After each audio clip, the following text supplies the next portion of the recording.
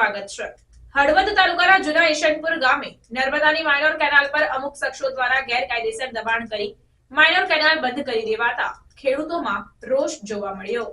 હળવદ તાલુકાના જૂના ઈશનપુર પાસે આંકડેશ્વર રોડવાળી નર્મદા માઇનોર કેનાલ પર અમુક શખ્સો દ્વારા પોતાના અંગત હિત માટે ગેરકાયદેસર દબાણ કરી માઇનોર કેનાલ બંધ કરી વાવણી કરતા આજુબાજુના 30 થી વધુ ખેડૂતોમાં રોષ વ્યાપી ગયો છે અને તંત્રમાં લેખિત રજૂઆત કરી છે।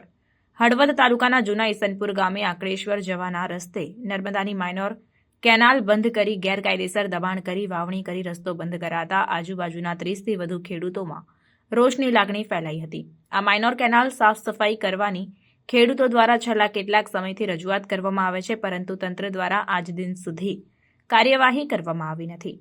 માઇનોર કેનાલ પર ઓધવજી નારાયણભાઈ દલવાડી અને ઘનશ્યામ વિઠ્ઠલભાઈ દલવાડી દ્વારા ગેરકાયદેસર માઇનોર કેનાલ બંધ કરીને ગેરકાયદેસર દબાણ કરી જગ્યા પર કબજો કરી કાયદેસર રાજાશાહીનો રસ્તો બંધ કરાતા અનેક સવાલો ઉઠી રહ્યા છે। આ માઇનોર કેનાલ પર માથાભારે શખ્સ દ્વારા પોતાના ફાયદા માટે કોઈપણ મંજૂરી વગર ગેરકાયદેસર દબાણ કરી માઇનોર કેનાલ બંધ કરી વાવણી કરી રસ્તો બંધ કરી દબાણ કરાયું છે।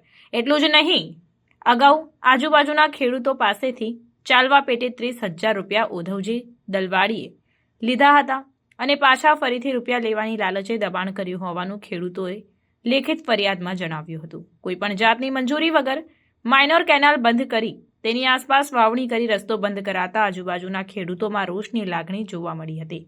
માઇનોર કેનાલ બંધ કરાતા ચોમાસામાં પાણી ભરાઈ જવાના કારણે મોટી સમસ્યા સર્જાશે તો તેની જવાબદારી કોની? તેવા અનેક સવાલો આજુબાજુના ખેડૂતોમાં ચર્ચાઈ રહ્યા છે। જૂના ઈશનપુર ગામે નર્મદાની માઇનોર કેનાલ સાફ સફાઈ કરવાની ખેડૂતો દ્વારા છેલ્લા કેટલાક સમયથી રજૂઆત કરવામાં આવે છે। માઇનોર કેનાલ પર ભૂમાફિયાઓ દ્વારા ગેરકાયદેસર દબાણ કરી વાવણી કરવામાં આવતા ખેડૂતોમાં રોષની લાગણી સાથે તાત્કાલિક ધોરણે કાર્યવાહી કરવા હળવદ મામલતદારને રજૂઆત કરવામાં આવી હતી। આ બાબતે નર્મદા વિભાગના નાયબ કાર્યપાલક ઇજનેર ગિરીશ પટેલને પૂછતા તેમણે જણાવ્યું કે તેમણે સ્થળ તપાસ કરીને આગળની કાર્યવાહી હાથ ધરાશે।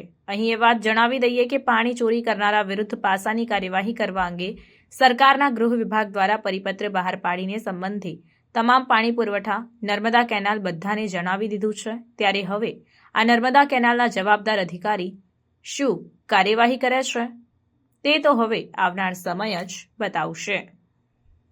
શ્યામજીભાઈ, હવે આ ધોરિયા કેનાલને બુરી જઈ છે, એને ધોરિયા કેનાલને સાફ કરાવવાની ને સાફ કરાવીને જલ્દી અમને પાણી મળે એવી અમારી માંગ છે।